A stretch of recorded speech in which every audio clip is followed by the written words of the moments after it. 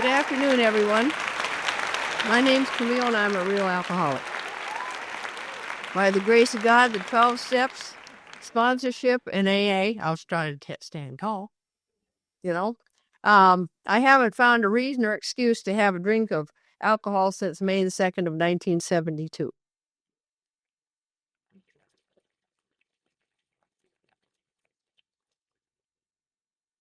Now, if you would have known me when I came in, you'd say that's a bloody miracle.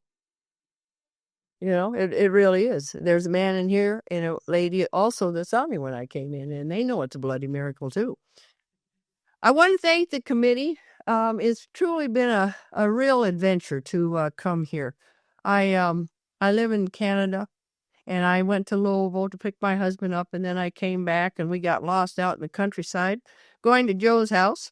But MapQuest was right, and we were wrong. But anyway, but you know, when you get older, you can't see these little signs that you have. You got to big signs for us older folks. But anyway, there's a little sign, we missed it. But we got to Joe's house, and I met his lovely wife, Patty, and we automatically started bonding because Patty and I have what is called the language of love of the horse. And she has a Pasifino and showed me her baby, and I just knew that she was the right kind of woman there. And so we stayed in their lovely home. And then the other thing that was real nice is that Chris and Carmen had a little shindig for all of us. That's Texas talk, if you don't know shindig, you know. And so we went over there and had some victuals, and it was good, you know. And I just am so happy that Todd, you know, and the committee got us here, because it gives me an opportunity to sleep with my husband. And I don't know. I'm going to tell you. See, my home group. Now I'm wearing this badge not because I want to be different. Yes, I do. I just want to be different. But anyway, I'm a member of the Rocks Blend Traditional AA group in the Greater Toronto area, Toronto, Canada. If you don't know where Toronto is, but anyway, and we all have badges. And we all have our little names in it. So when we're shaking the newcomers, and they can say, well, hello there, Camille. Or if they have a complaint, they can go up to the head honcho, whoever it is of the group, say, well, Camille didn't shake my hand or give me a hug or whatever Camille was supposed to do, and they can complain and rat on us. And so that's why we got our badges. Good home group members wear them. Bad home group members throw them away. So anyway, that's the deal. But the Rocks Glen Traditional Group meets every Monday and Thursday night. So if you're ever in Toronto and you want to go to a very good home group, please come and join us. It starts at 7 o'clock. 7 to 8 is social hour. 8 to 9:30 is the meeting. 9:30 to 10:30 is when we eat. Now, this is the only meeting I know that feeds people afterwards. I mean, we have those little sandwiches, you know, with cucumbers on them. It's just real interesting. But anyway, it's high class. When I came in here, they just had some old stale donuts that they would get from Goodwill or somewhere and give it to us. And I was happy with that. And so, but I do want to share with you this afternoon my adventure into a spiritual journey. I happened to start drinking before I was born. And that's because my mother was a real alcoholic. And so she was drinking, and I not only drank, but I would smoke and have sex vicariously, and I got to go to jail, and I got to do a lot of interesting things. Mom was a bar fighter, and so I would get to fight too, and I would probably in there say, get him, Mom, get him. Don't let him get you. So I don't know. But after, it was a shock. I sobered up when I was born. That's a terrible thing, you know? You don't have a choice, you know? And so anyway, I stayed with a lady for about 5 months in the state of Montana. They decided enough is enough when they had got a call at the police department there in Butte, Montana. And they said, you know, there's been a baby crying for 3 days and we don't know what's wrong. Well, they went and found out my mother was passed out, and I'd been crying there for 3 days. I had major resentment. And and so they took me away, and they told her, they said, we're going to help you out. I was amazed what they did. They said, why don't you go to Warm Springs, that's where the state mental institution was, and get treatment for alcoholism. And she looked at him and she sort of, well, I'm not an alcoholic. I just have a little drink here and there. And thank God, Montana does not do what they do today, keep giving the babies back and giving them back and giving them back. That's my own personal opinion. They said, we're going to give you a month. And if you stay sober for that month, we'll give you the baby back. Well, was she not an alcoholic? So she happened to get drunk, go to jail in 3 times in that month. So she made a wise decision. She said, I really don't need a child, and so I can give that baby up. And thank God she did. That was the best thing she could have done, because she had to go do what she had to do. But within that first year of my life, it's some things that I've found out since, that is a very special time where a baby develops trust. And you trust the ones you love. And if they're not that trustable, then you sort of grow up that I don't trust you. And that's sort of the way I came in through the world, is that I don't trust you. You leave me and you're not good to me. Well, I was adopted by 2 wonderful people at the age of 1 that had absolutely no idea. And they should really give these little guides to how screwed up the babies are that they're getting, but they don't. They just give them the babies, and they just, never thought nothing was wrong. And so going with that, if you look at the nurture nature, okay, you have the genes of the alcoholic, but you also have the love of 2 people that there's nothing wrong with you. And that's the way they treated me. There wasn't anything wrong with me. I was perfect in their eyes and in my eyes. And I got to do a lot of good, fun things. I got to grow up in a 10,000-acre cattle ranch in Montana when I was 4 years old.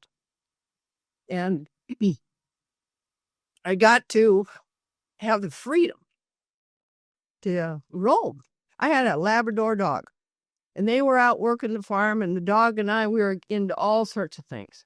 Now, one of the things I know that I'm a real alcoholic, I'm a child of chaos, because I love to go through the chicken house with the dog and scream, and there's feathers flying and chickens are dropping over dead. And I mean, I loved it. I loved it. The dog loved it. We started out with 300 laying hens. By the time we were done, it was about down to 50. Because, chickens can't take all that chaos. I would get a little pat on the popo, the dog would get his ears wrong, and man, we were back doing it again. Alcoholic. That's an alcoholic tendency. Well, then the other thing that I liked was control. And I learned about control at 4 years old. I learned that if you went into the bullpen, the Brahma bullpen by yourself, there would be nobody that would come and get you. They'd say, Camille, come here. I said, come get me.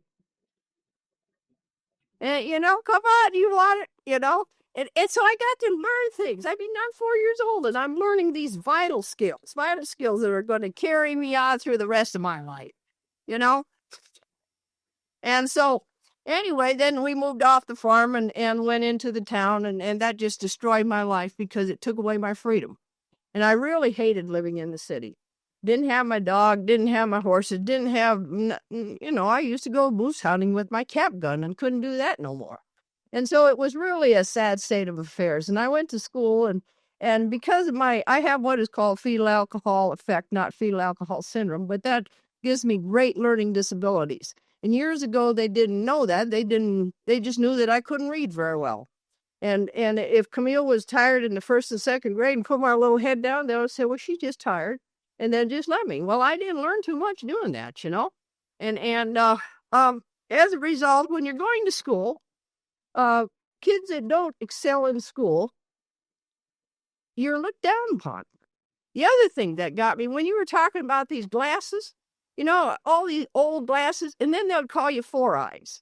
And that would really it would just get me. How could you do that to me?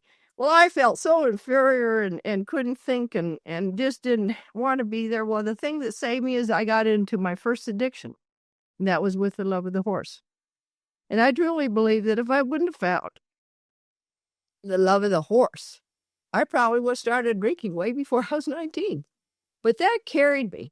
It carried me through the years in grade school and the years in high school that I hated. I never felt that I fit in. Well, I didn't, because I didn't know what to do. I didn't know what to do with boys. The only reason the boy was any good to me was he could brush my horse and clean my barn. I never went to proms. I didn't go on dates. My first boyfriend that I loved for a long time turned out to be a gay fellow. And I asked my mother, I said, did you know he was gay? And she said, well, you got to travel the country with him, didn't you? And I said, yeah. She said, well, you're not going with anybody that isn't. So I said, all righty, all righty. So I traveled and I showed and I won. And it's like Frank Sinatra said, at the end of the song, is this all there is? When I was a star, and I mean, I was on the TV and had my name in the paper and all blah, blah, blah, blah, blah. And I thought I was Miss It. They interviewed me at 16. They said, what are you going to be for the rest of your life? Well, at 16, I had a vision. I knew exactly what I was going to be. I was going to be a world famous horse show trainer. That's what I was going to be. Well, it just, all of a sudden, the stuff that was inside me, it just didn't fit. It didn't work. There was something wrong. It was like everybody was doing the 2-step and I didn't even know the first step. And I was always out of sync. And I sure didn't know what to do with boys. And I sure didn't know what to do with my feelings. And I didn't know what to do with a lot of things. And so I quit high school to show horses. So I went out and got a GED. That's pretty good for somebody that could hardly read. But I thought I was stupid. And so then I went on to high school, or went on to college, and I was going to be a nurse. Well, over in Havre, Montana, there's 2 things in Havre. There's a college, and there's cowboys, and there's Indians. And I loved them. I loved the cowboys and Indians. But I learned how to drink in the Air Force. And the reason I say I learned how to drink in the Air Force is because there's also an Air Force base there. And so I discovered the thing that made it okay. I discovered my solution in life. Because when I drank, it truly did make it okay. It gave me the feeling, the illusion, the delusion that no matter what was wrong with me on the inside, is that I could look like you on the outside. I could talk, I could dance, I could do things that men and women do that I had no experience of, but I had seen horses do it, so I figured if the horse could do it, we could figure it out. And so that was the thing about it, is I learned a lot about life from animals. And I never did it with animals. I just wanted to clear it up. I know this is not tape, but I don't want people to say, why shoot? No. I know some people that have, but anyway, that's a fifth step, and I said, God forgives you too. So anyway, I went on and left Havre and boy, I loved the boys and the booze. I mean, it was, and we run with that for about 4 years, and I drank every bit I could because, see, it was like, coming home. It's like going back on the nipple again. You recognize it. You drank it before, and it's good. It's good stuff. And I liked all those fluffy drinks and everything until I found out that put weight on you. Then I went to scotch and water. And I could drink about a fifth of scotch and keep on stepping because I wasn't a puker. I was not a person that would get a hangover, and I never got sick. And I thought, isn't this wonderful? And I could drink. I drink all the boys under the table. And I have lots and lots of stories about that. But the thing about it is that if I didn't have that stuff inside, it was just like standing at the blackboard and taking your fingernails and going right down it. And that's how I felt on the inside. And it was just god awful. Well, I used to love to drink and drive. I did. I never owned a car during this time, but I loved to drink and drive and get in somebody else's car. I always figured if I was in my own car, it's like driving your own horse, you'd never have a problem. So when I got picked up by the cops, I always blamed it was their car. It was because I was in their car that I had this problem. And I was talking to somebody about a month ago, and I had a upper respiratory infection, and they said, you ought to take a little whiskey with that, and it'll make you feel better. And I said, I tried that in Portland, Oregon for about 6 months. Never got rid of the cold, but sure had a hell of a good time, you know, and stuff. And then I was talking to another person about driving in a blinding snowstorm. I said, yeah, I went from Portland over to Bend one time over the mountain, and we found out when we got over there, the road was closed. She said, well, who was driving? I said, I was. That's the kind of driver I was. I like to live on the edge. It's fun. I used to live in Seattle. And I always knew after going out to West Seattle to the jazz clubs by myself, I always wanted to run by myself because then I could decide if I was going to stay at home or we're going to do it or whatever we're going to do. But anyway, I always knew when I got on that floating bridge, I always knew I was going home. I was going home to Bellevue. Well, if you've ever been to Seattle, I mean, it's up and down and curvy, and it's worse than Kentucky is what it is. And it's just terrible roads out there. But anyway, so I moved around a lot. I lived, left Montana. I lived in Seattle. I lived in Portland. I got into the ski business, and I left the horses, and I run with a lot of skiers. And I learned how to ski because that's what you need to do if you're going to go be part of the deal. I went to Vail, Colorado, and it was like I had landed in heaven. And that's where I ended up hitting my bottom, was in a multi-million-dollar ski resort. And I went there with $25 in my pocket. And don't tell me you can't fake it until you can make it. Because I did a lot of faking, I was running with the multimillionaires, and you give me a little whiskey, and I can tell you anything. I mean, I was sitting there with the senators and the people, and we were discussing road problems. I didn't do very good in history even, so how would I know? But I always had my 2 cents. I crashed a party one time with Jerry and Betty. That's our ex-president. And I told him one time, I said, I crashed a party of yours. And he said, well, did you have a good time? And I said, yeah, somebody handed me a drink, and I stayed 2 hours, And so that's the kind of person I was. I was never afraid. I was never afraid to talk to you. I was never afraid to be with you. I skied with some of the best skiers in the world. And I was able to do all the wonderful things that I needed to do so I could get here. I mean, I don't regret that I am an alcoholic because it gave me a life that I don't regret. I mean, I needed everything that I did in order to be able to get here so I could help you. And so when the deal came down to the end, I wasn't happy. I don't know if anybody is. But God made it so tough on me. It's like, you better wake up and smell the roses. I could still drink. I could still do a lot of things. But he put me into a situation through a judge after a second DUI in a month. And the judge said, I think you have a drinking problem. And I said, no, I have a problem with you. And I have a problem with the judge or the cops. And I have a problem with, I was stopping at the green lights and going at the red at 3:00 in the morning in Denver. When the cops stopped me, I got out and kissed them. And I said, thank God you stopped me. I said, I didn't know what color to stop at.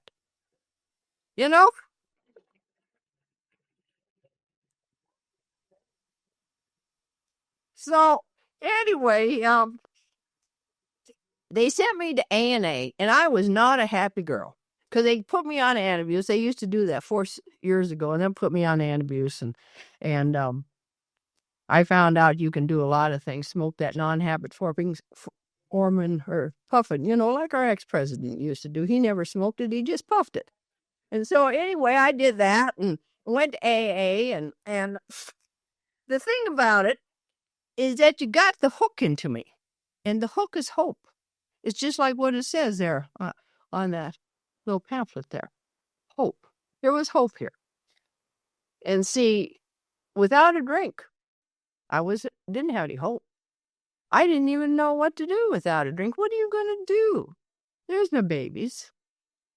Drove down from Columbus. Yeah. So anyway, I haven't got to the good part yet. I'm just getting that. I'm just sobering up now, girl. So you know about that.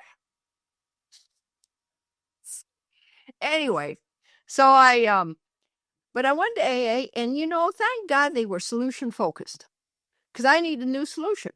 See, alcohol was not only my problem; it was my solution. It made it okay. It made life okay. I needed a new solution. And these people, now it's hard to go to a meeting in Vail. There's only 5 guys and me. And they would read out of the big book of Alcoholics Anonymous. Well, I couldn't read too well, so they'd read to me. And I didn't want to be there. And it was just, but they just kept coming back. And those guys, they're still around. Talked to one of them the other day, Robbie. I talked to him, and he's having a tough time breathing because he has emphysema. But he just says, isn't it a miracle? Isn't it a miracle that we're still alive, still sober? And so I decided I needed to get out of Vail, and I moved down to Denver. But before that, I'd gone to this is Gary's favorite word. He went to a jitter joint. Well, I went to a jitter joint too, and it was called Fort Logan. And out at Fort Logan, they had a program for Skid Row alcoholics. Now, when the guys in Vail, if they would have been thinking, they could have sent me to Hazelton, because that was nicer than Fort Logan, but they never offered me the deal. But I was walking the streets wanting to die, so they knew they needed to do something. So they got me into Fort Logan, and this was for Skid Row alcoholics. Well, if you're 23 and you're with people that are 50 and they've done all those, I mean, they've been to prison, and some of them have been hookers, and some of them have been drug dealers. And then we had one guy that was an Olympic skier, and I thought that was neat. Another guy had been a senator, and I thought, well, that's not bad. He hadn't been one for years, but he'd been there one time, and living on the skid. Well, anyway, I was the star brat of the institution. Had my little romance. You always got to find some sicko in the institution, have a little romance out there in the middle of the parade ground, so you can talk about something in group. So anyway, oh no, it was terrible. So anyway, so I figured what I needed to do is move out of Vail, and so I moved out of Vail with 2 suitcases, and I was hitchhiking, and I met this guy by the name of Big Frank, and so I'm hitchhiking out of Vail with my 2 suitcases, and who should pick me up but Big Frank? Well, it could have been Bundy, because Bundy was picking up girls too out of there. Well, you know who Bundy is. Well, anyway, otherwise you would have had another speaker. It wouldn't have been me. But no, I had to listen to Frank all the way down the mountain. It was just horrible. He said, Camille, all you have is one problem. One problem. I said, what's that? Alcohol. Oh, God, Frank, no, I got money problems. I have living problems. I have this problem. No. And it was just terrible. And we would debate. We would back and forth. And so when I got down there to Denver, I didn't know anybody except these recovered alcoholics.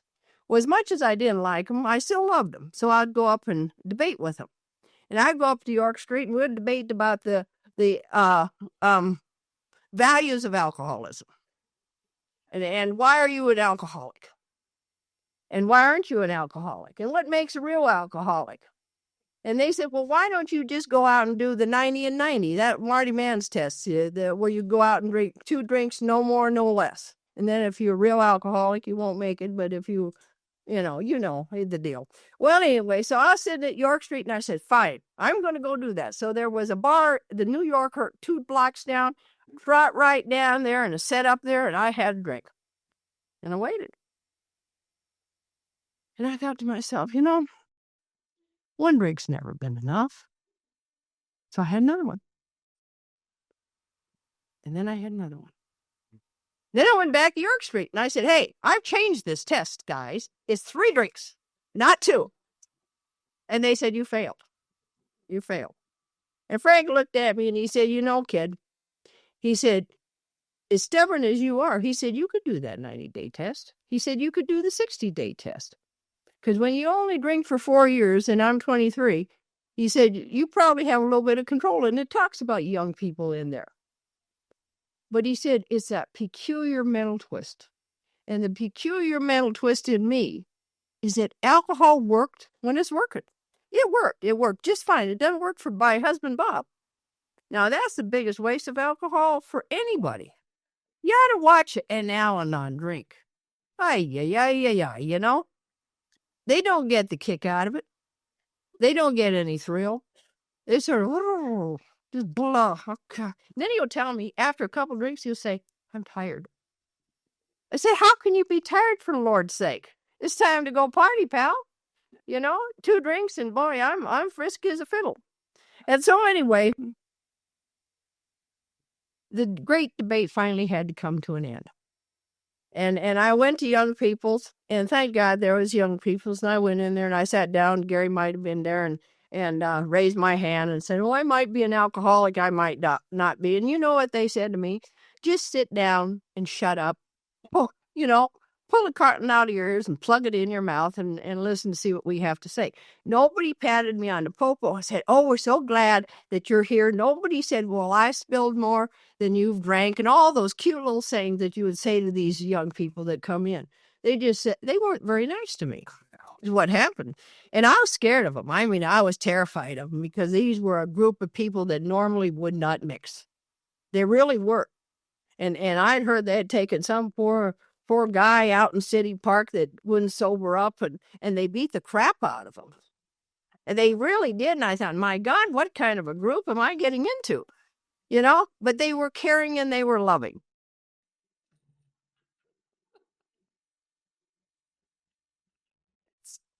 So anyway, I decided after I met this wonderful gentleman who had blue eyes, he had blonde hair, had a big diamond ring, he smelled good, he looked good, he was a veterinarian and drove a Cadillac.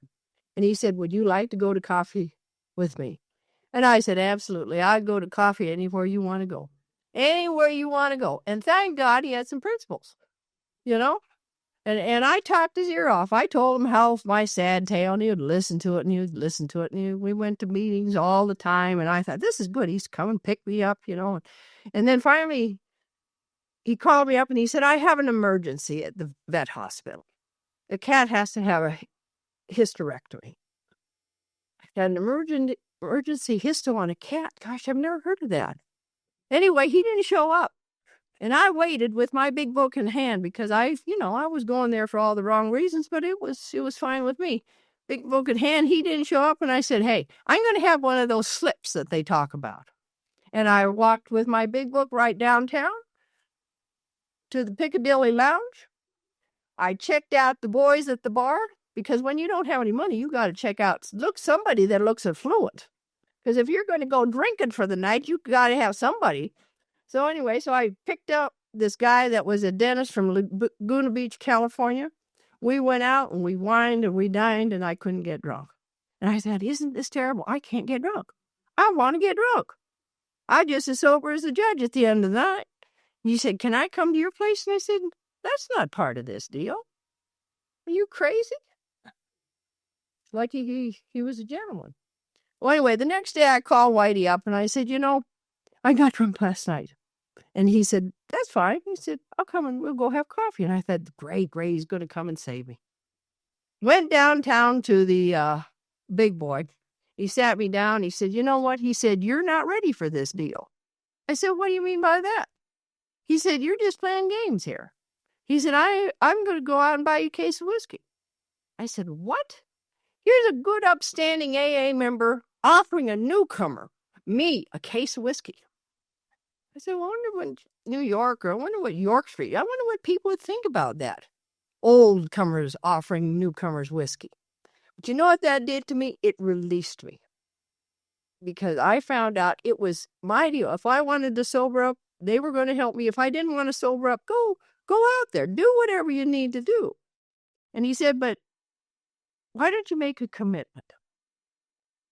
And for all the people in here that don't know about the chicken and the pig story, I'm not going to bore you with those details, but I will tell you about that story in private. But the deal about the chicken and the pig is that what they wanted me to do is not make a decision. It wasn't a 24-hour deal. It's make a commitment. Make a commitment to do this deal. And so I said, what's the deal? I mean, here you are dying, but you got to negotiate this deal. Well, get a home group, get a sponsor who is female. I hated that. Gosh, read the big book, work the steps, pick up ashtrays, wash coffee cups, whatever they say do, unless it's run butt naked down York Street, you do. If it isn't in the big book, they said you don't have to do it. And so I said, okay, that sounded good. And so I started going to AA. And for the next 3 years, it was truly, truly an adventure. Because I'm the kind of drunk that I was either suicidal, homicidal. You talk about fear, I was in rage. Okay, I was not one of these sweet, young, warm, cuddly things. Oh, and cry and carry. There's a woman by the name of Marcy, and she would cry all the time. I thought, what's the matter with you? Just buck up, kid. Just get a life, and stuff, and stuff. And I the only time that I had any kind of peace of mind was when I was in an AA meeting, and the rest of the time it was just all this chaos going on. I did get a sponsor, and you were forced to work the steps whether you wanted to or not, but I did work the steps. My first inventory was sex inventory, which we're not going to share from the podium.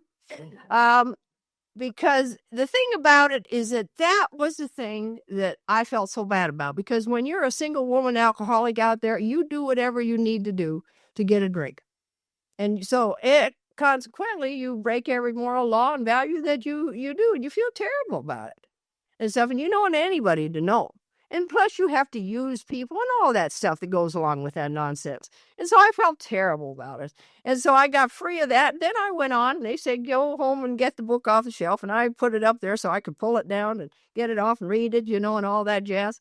And I walked out of there doing the 7th step and thought that I was Saint Camille coming home. And I was real happy about that, because I thought, boy, all my character defects are all gone. I don't have to worry about that anymore. And I found out later that's not true. But the deal is that I started making amends. And I did make amends by going and saying to my sponsor, what amends should we do? And I made some amends that I had to go back and make amends for the amends. I mean, some of them were just pitiful. And I'm not going to talk about them from the podium either. And because some of them were sort of dicey, the deal, like, what can I do to make it right? Well, some people had some real interesting ideas of what I could do to make it right. And I'm so stupid. I said, oh, well, whatever it takes. So I joined the group, and the thing about it, I had a hard time identifying. Because what we get a tendency to do is we get talking about all the stuff out there, the car wrecks, the lost kids, the lost wives, the lost parents, all this stuff out there. I haven't done a lot, I really had. But the feelings inside of never being enough, no matter what I do. And talking about those feelings, I was down in Cedar Glen, Texas. The first woman that I ever heard was Shirley Gorey. And she talked about feelings. And see, I had frozen feelings when I came in here. I locked them up. So I did. And I started crying like a baby. I thought, oh my God, Frank was down there. You guys might have been down there, and Gary and Julian and stuff. And it was just amazing. I thought, well, maybe I am one. Because, you say, are you an alcoholic? Oh, yeah, I could have told you I was a chair. I wanted to be part of this deal. Did I know what an alcoholic was? I didn't have a clue what an alcoholic was. But I wanted to be part of this deal. And so I kept coming and worked the steps that way. Now, it says half measures avail. I did the best I could. I wasn't half measuring it, but I did the best I could. And so then I got into service and I became the GSR. Now, when you become the GSR, all of a sudden you know truth and you're running the group and you're the president of AA and you let everybody know. And if they don't do it, you snap, come on, let's go. And we went to a lot of conferences and it was a fellowship. I remember they never asked me if I wanted to go anywhere. They said, we're going to Glenwood Springs. There's a service conference up there and have your bag packed. You're going with us. Well, I was a month sober. I said, sure, that's fine with me. I went up there and ended up staying on the floor of Joyce Pritz's room. Because, I don't know where Don was, but anyway, I was sleeping on the floor. He must have been there somewhere. But anyway, the thing I remember about that is that I found out that you can dance sober. It's amazing. Because if you've never danced sober, I didn't know those parts could move when you're sober. When you're drunk, the parts just fly around, But when you're sober, that's what I learned from that conference. And I learned that alcoholics could have fun. That was very important. At 23 years old, it was very important for me to find out that my life wasn't over. And I never knew what adventure I was getting into. But anyway, it wasn't over. And so after about 3 years, and I had a good run in AA, and I was still up and down like a yo-yo, still had a number of sponsors. Sharon decided that she would go out and go to Las Vegas, and so she left. And so I got another woman by the name of Jerry Hart. Jerry was a motorcycle rider, and I rode motorcycles. And I had dated her husband previously, who was just crazy as a loon. In fact, I dated if you were real sick in AA, I dated you. And my sponsor says that two sickies don't make a wellie. And I kept trying to find somebody to, get well. But I really did, and the thing about it is that those guys, nobody knows, they're either dead, drunk, or nobody knows where they are. Because all the guys that had some sense, they were my friends, but they sure wouldn't go out with me. And they told me that too. They said, "Man, we're not going out with you, kid." But anyway,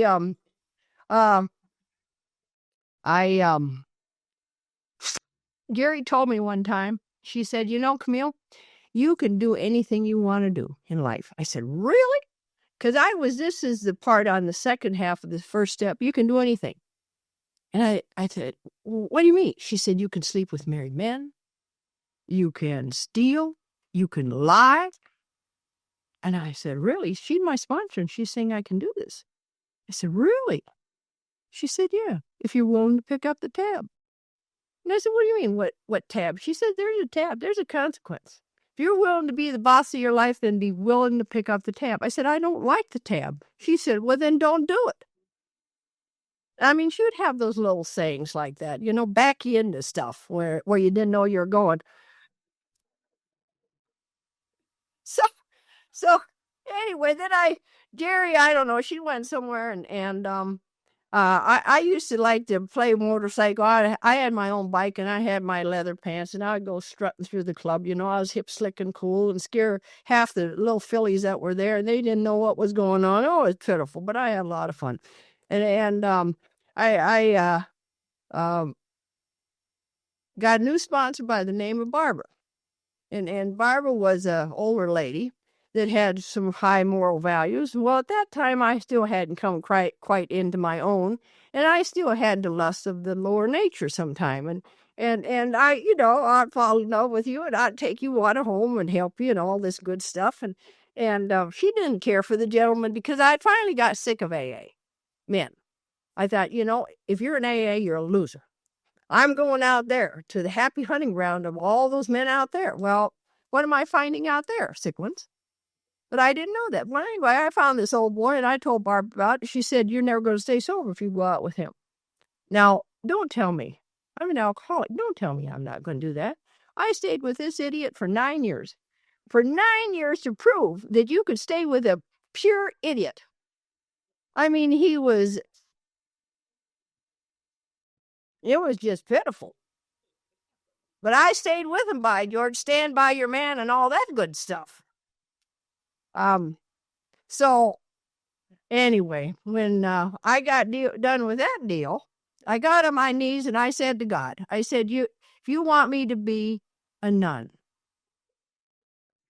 for the rest of my life, no sex, no men, by God, I'm willing. I'm willing, And I was about 12 years sober. So I got to have a lot of fun in between, So I wasn't worried about that. I wasn't going to get anything, anyway. But in between that time, I had fired Barbara because she had told me I wasn't going to stay sober. So I got, they were hiring bus drivers down at the city bus hall. Well, I had a problem. I mean, I tried to drive cab, and the only time I made money driving a cab was during the International in Denver. And those alcoholics that would come in, and I'd pick them up at Stapleton and take them downtown, I'd tell them I'm an alcoholic. I mean, they got loose with their money. It was great. Don't ever say alcoholics are cheap. I mean, I made money during that deal, and then after they left town, I went broke. And what happened is that what happened to the Denver young peoples is that I never knew that until years later. Well, these guys had found a guy by the name of Max Cheater, and they all went off and started their big book study group. And us women, I don't know what we did. Well, I know what I did. I figured I'd worked the steps. I'd been the head GSR. I'd done all this stuff. Now, what I need is a good man and a good job. And so I'm going to be the bus driver. I hated bus driving. When I was a little girl, I never wanted to be like Ralph Crandon. Move him on back, please. And I never wanted to do that. But I loved the money. I mean, I was making good money, but I went crazy. But I had a sponsor at that time, and I needed to learn some other things too. And she helped me in a lot of ways, because when you get young people in there that have no social skills, no living skills, you got to not only teach them how to get sober, you got to teach them how to dress. She said, no F word anymore out of your mouth, please. And I learned how to cuss. Boy, you get on the bus, I could do it in Spanish, I could do it in English, I could do it in Portuguese. I knew all the little cuss words. I thought I was hip, slick, and cool. She said, that's not acceptable. She said, I want you to dress like a lady. I said, I don't like women. She said, I'm not asking you to sleep with them. I just want you to act like one. And so I said, okay. And she said, now, do you like bus driving? I said, I hate bus driving. She said, well, then go to college. I said, I don't like that either. And I found out one thing is that, when you get in these situations, either or, and it happens with a sponsor, you might as well pick the one you want to go because you're going to do something. And so I ended up going to college and learning how to read and study. And I didn't know how to do that. And I finally learned how to do that. And in 84, I graduated from the University of Colorado with a BA in business. And now, when you're living sort of outside AA, and sort of outside, out sort of inside, your life gets stressful. And my body started breaking down. You can't live that way and think that you're going to get away clean. And pretty soon I ruptured a disc. I couldn't even walk. Well, it was during that time, and that was in 1984, and I'd got on the knees being the nun. So I was being the nun. I was trying to be good and stuff. And then I run into Don Pritz in the post office, and he said, let's go have coffee. Well, this was the time that Don was the delegate. And what Don did with me is that he 12-stepped me back into this program. Because Don saw in my eyes that there was nobody home. So he said, let's go have coffee. And he started telling me about the adventures of him going to Russia and about being a delegate.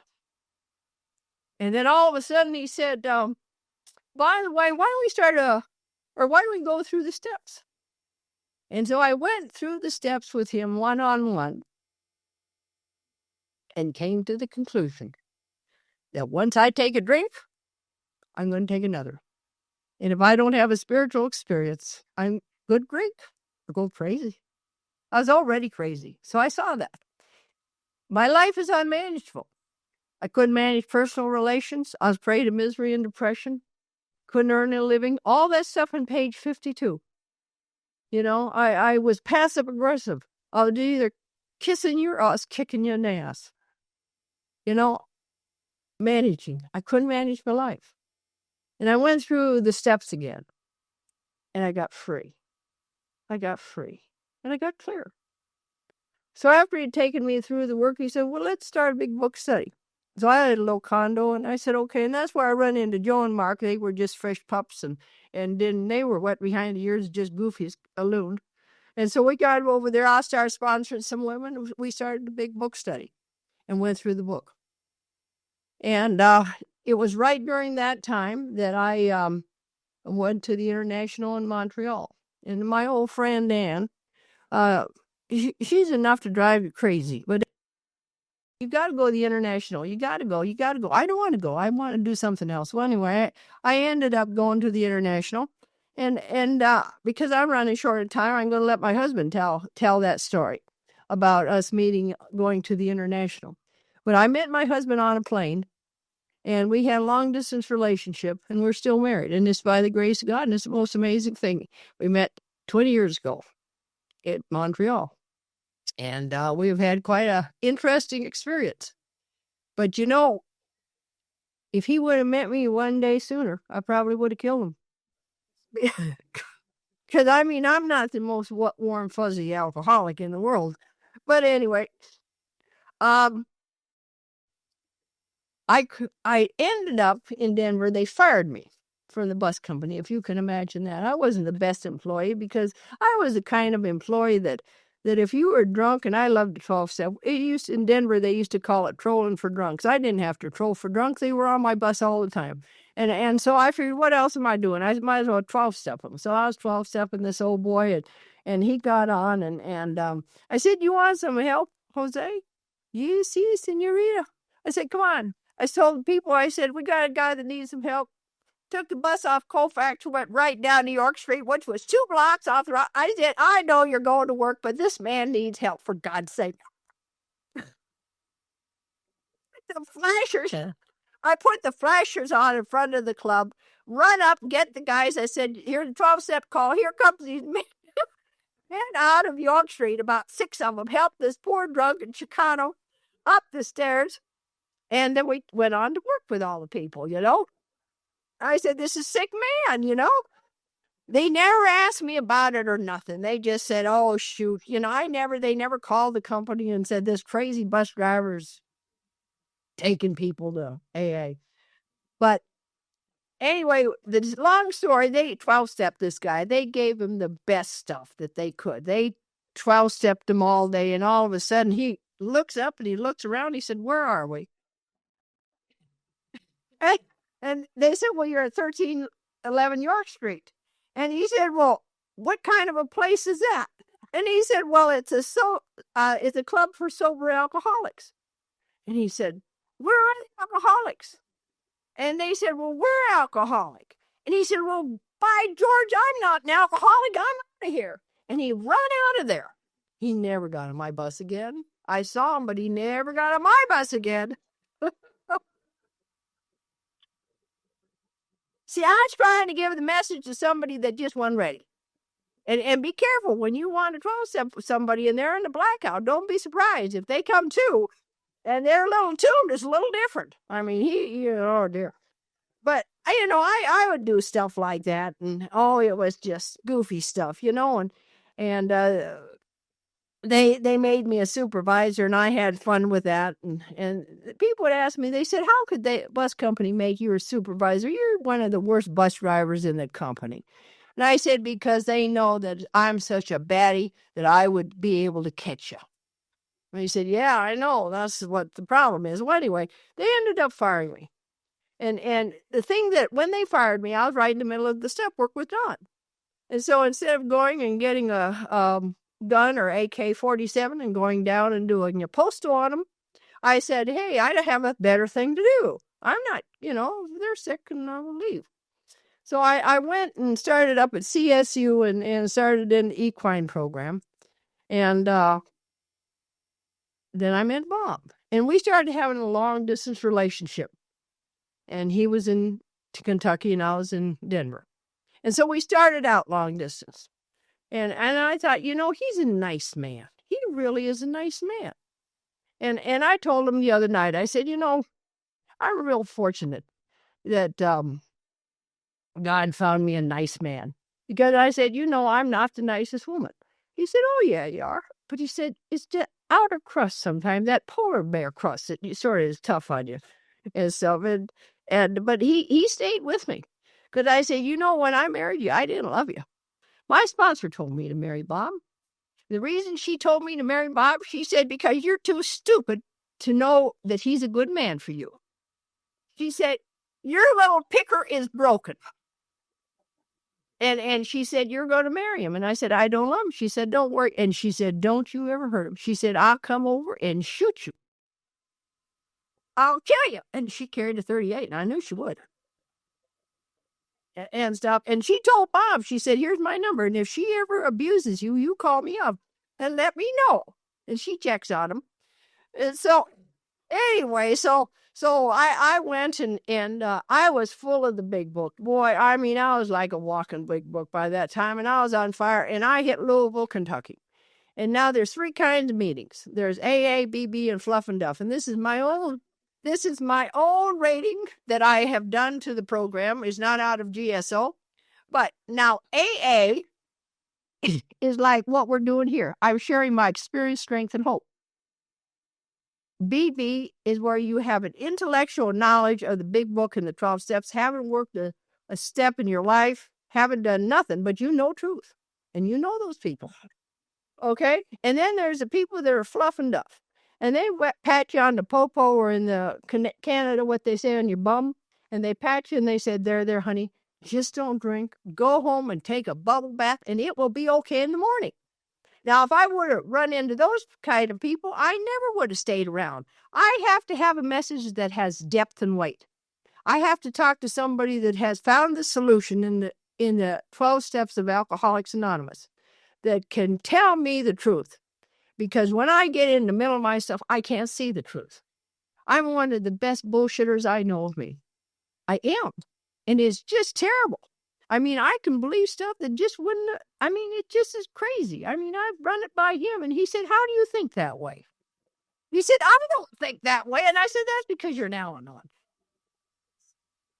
But anyway, so it moved me into Louisville, Kentucky, full of fluff and duff and therapy.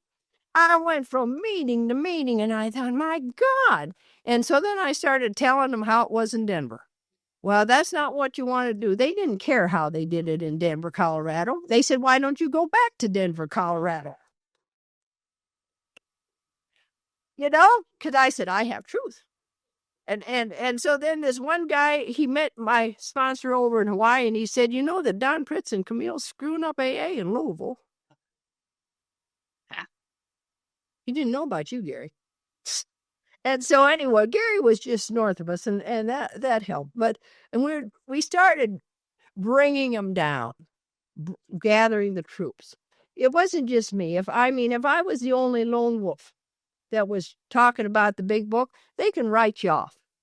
But if you bring in experts, and an expert's 50 miles away, and Gary was up in Indy, he was a little over 100 miles away, so I bring in this big expert.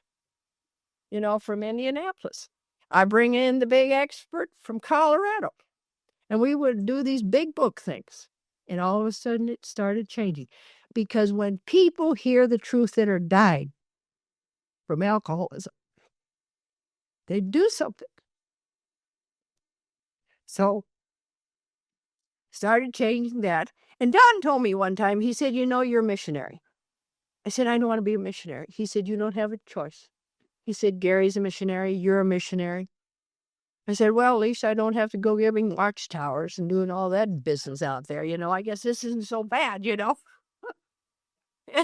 and so I started sponsoring people and doing this deal. But I was in a world I didn't understand. I had married a lawyer and we would go to these big whoop-de-doos. And I was standing talking to the vice president of Pepsi.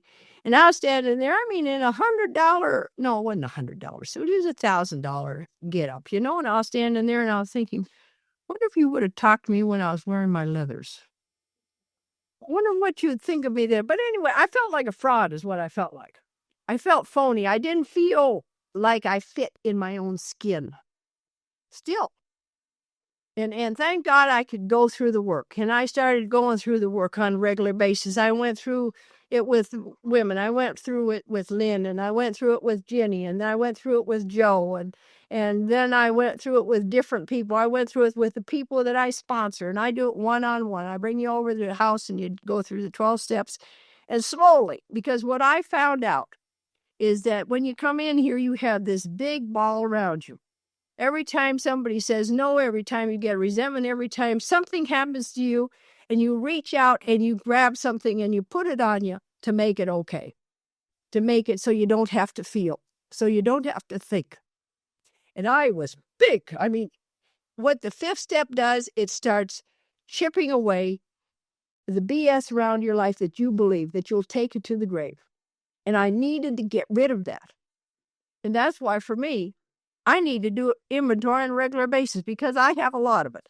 I have a lot of image problems. Who am I? What am I going to do? Where am I going to go? And all this stuff. And that's why I've had to do more than one inventory. And it talks about it in the big book. It says a store that doesn't take regular inventory is going to go broke. Now, if I could do 10 and 11 like a saint and do it on a daily basis, I probably wouldn't have to do this. But I'm not perfect, and this is the way I've had to do it. And so that's why I do these regular inventories. And so I got into the International Women's Conference and did that deal and started speaking a little bit and things slowly changed. I had a lawsuit with the bus company because you really can't fire somebody on workman's comp. They did. But anyway, we run with that for about 11 years, and they said, you got to go back to school. Well, I hate school, and I don't want to go to school. And they said, well, we got to give you some settlement. So they sent me back to school to become a counselor. And his contempt prior to investigation. Because in 1975, when NCAA, or not NCAA, no, what is it? The National Council on Alcoholism gave all this money for all these treatment centers. Every idiot that had no job, nothing to do in AA, become an alcoholic counselor. And I didn't want to become one of those. Because I just knew, because I saw them and they got drunk, one right after the other, because they started believing it. And I didn't want to become a counselor. Well, anyway, that's what they sent me to school for. And I thought, boy, if this isn't ironic, And so I went to school and I went to school and I went to school and I kept going to school until now I'm the most educated idiot I know. But the thing about it is that it was my journey. And for whatever reason, I had to have that challenge. And I'm so glad that I did challenge myself that way. Because one of the reasons that I went to school is because I want to be self-supporting through my own contribution. I want to be able to take care of myself in my old age. And with a physical body that I have, mine's getting a little fuzzy too now. But anyway, with a physical body, I wanted to be able to take care of myself. And now I have a position where I can take care of myself. And it darn near killed me. I mean, I stressed myself out to the max. And one of the things, I had dinner with one of my sponsees the other night, and they told me, they said, one of the biggest inspirations that you could ever give us is that you could show that you could be depressed, that you could have problems, that life wasn't all happy, lucky, and free when you were 25 years sober. But they said, what we watched you do is that we watched you work the steps, and we watched you go to the source, and we watched you struggle. And they said, thank God you were not perfect. And thank God that you showed us that, just because you've been sober for a long time, life goes on and you have problems. And you don't have to drink. You don't have to go crazy. I tried some of those little funny pills. They got them if you feel bad, take a Prozac and all that stuff. That stuff makes me suicidal. And I can't take it. And I was really pissed off at that because I would look at these other people and they were taking happy pills and they were happy. And I thought, why can't I? So I got to the point on this one deal, and I called up Bob and I said, Bob, I'm done. This is Bob O. And I said, we need to do something. He said, well, let's go through the work. And I went through the work, and I did it this time on my belief systems and on my values. And that was another layer that I had to get rid of because I had some belief systems about Camille that just didn't work. I had a belief system that I was stupid. Didn't matter that I was in a doctorate program. I had a belief system that I was a fraud. I had a belief system that if you really knew who I was on the inside, you wouldn't like me. That's a 25-year sober. And I'm telling you, that's a strange place to be. And I got rid of some of those. He said, what's the evidence of it? What's the evidence? And really broke down some of that old nonsense. And I was able to get rid of it. And then I was able to go through the rest of the program. And I haven't tried any of those. I can't even take any kind of medication. It's just sad. If I tried to take some of this naughty juice the other day, and it's vitamins. It's supposed to make you feel good. Made me tired and hungry. I said, everybody can take all this stuff and I can't. And they said, you're not supposed to. Your system was screwed up before you were born, so don't worry about it. And so I I was taking these women. I had the sickest women in Louisville in 2003. And I had nothing to do, so I started taking women through the big book, and I found the sickest one in Louisville. And it's always good to get a real sick one because then they're desperate. They're not sick, they won't listen. They'll go off and do whatever they want to do. And so we were doing that. And then a friend of mine down at Vanderbilt, she said, I found you a job. And I said, I wasn't really looking. She said, well, this is where you need to go. I said, where? She said, Canada. I said, I don't want to go to Canada. So anyway, she said, well, look at it. So I looked at it. I talked to Bob. We consulted about it, and I said, it's just for a year. I just am going up there for a year. And then I can get my credentials and come back down. So we prayed about it. It looked like the right thing to do. My life is none of my business. I truly believe that. And so God moved me to Canada. And I was supposed to be up there. I worked for probation and parole department up there. Worked with a lot of drunks. Worked with a lot of people that were angry at Alcoholics Anonymous. And the reason that they were angry is because they were not hearing the message that was clear. They weren't hearing a message of recovery. They were hearing a lot of fluff and duff in meetings, and for an ex-con, they don't need fluff and duff. They need to know the hard truth right out of the big book, straight to it, and then they can see. And it was real interesting. I worked with other people that would come in and see me for psychological problems. I said, when did you read your big book last? And they said, well, about 16 years ago. And I said, well, get it off the shelf and we're going to start. I said, in fact, get a new one. As a lot of people go through and they'll listen to Joe and Charlie tapes, think that they have the experience, and then they got it all, their big book all messed up, and they've had Joe and Charlie's experience. I said, we're going to go through it one-on-one. And so I started doing that deal. I lived in Chatham for a while. Worked for the Olympic team in equestrian sports, and that was a fun deal. Worked for the Racing Commission of Ontario. I've had some wonderful, wonderful adventures. And I found out that I'm okay. I needed to go to Canada to grow up. Because living with an Al-Anons are wonderful, and I love my husband to death, but he did so much for me, and pretty soon I wasn't doing a darn thing. I wasn't cooking, I wasn't cleaning, I was doing nothing. It's lucky I even made love to him every now and then. It was just, well, you got to help out the guys. But anyway, so anyway, I went to Canada, and I'm still up there, by the way. It's been 3 years. And I don't know, we have had a relationship that has grown. We're friends. I talk to him 2 or 3 times a day. Thank the Lord, I have a good plan. On my cell phone, I have a North American plan. And so we're good friends, and hopefully in a month or two, I'll know whether I'm supposed to stay up there. But I do a lot of work with people that come into me thinking that they got some real psychological problems. And I said, you may have some psychological problems, but let's go through the big book first. And we're helping some people as a missionary in St. Catherine's. We're changing. Because they said, where did you get this program? And I said, what do you mean? This is AA. No, where did you get this stuff, this step stuff? And I said, this is Alcoholics Anonymous. They said, we've never heard it. We've never heard it.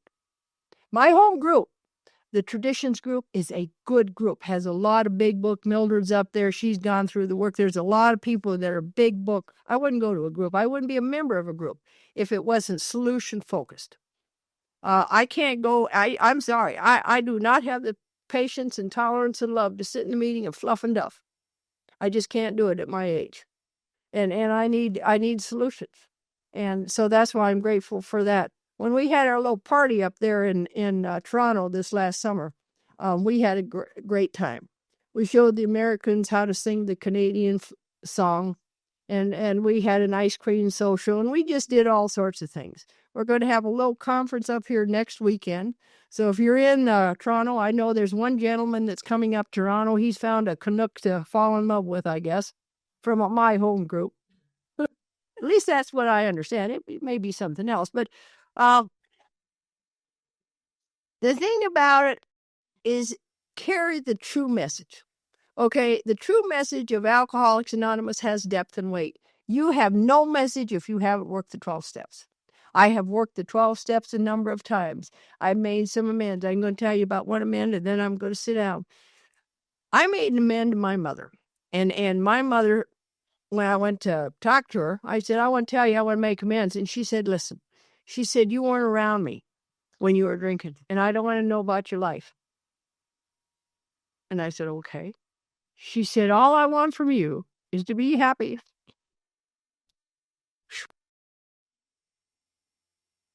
So I'm happy. No, I mean, when I call her up, I'm happy. She loves Canadian chocolate. She said they don't have wax in Canadian chocolate. I don't know whether that's true. I send her boxes of candy, and stuff. And we're going out there. Bob's speaking in Oregon. We're going out there, and I send her Canadian books, and we're going to go out there. And when I'm out there, I'm happy, you know. And she's just happy. I mean, when she knows that I'm happy, she's a good Al-Anon. She's just happy as can be, If I have problems today, and I still do, I work the steps. I had to get clear on this test. I called Bob up here about a couple months ago, and I said I'm in trouble and I need to go through the work. And I did another inventory, and I got clear. I got free. I can't stand resentments. I can't stand fear.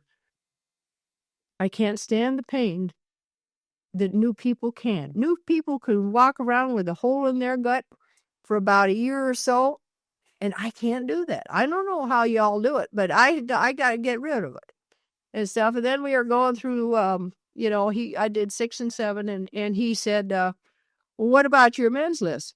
And I said, well, I don't have any amends to make. And he said, oh, okay. Well, when I got to Louisville, I've been making amends to some of these people that I was sponsoring, and I couldn't sponsor them because I got too busy.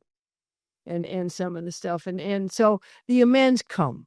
And I knew that. It frees you. And that's what I have. Today I have peace. I have serenity. I still sponsor some of these people. When Bob got sick in Louisville and I couldn't be there, I told my sponsor, I said, thank God I have sponsees because they were there. They called him up. They took him food. They did a lot of things. And it's a nice feeling when you're 1,000 miles away. I still have a sponsor. I have a sponsor emeritus. I work the steps with various people. And I work steps with people that are clear.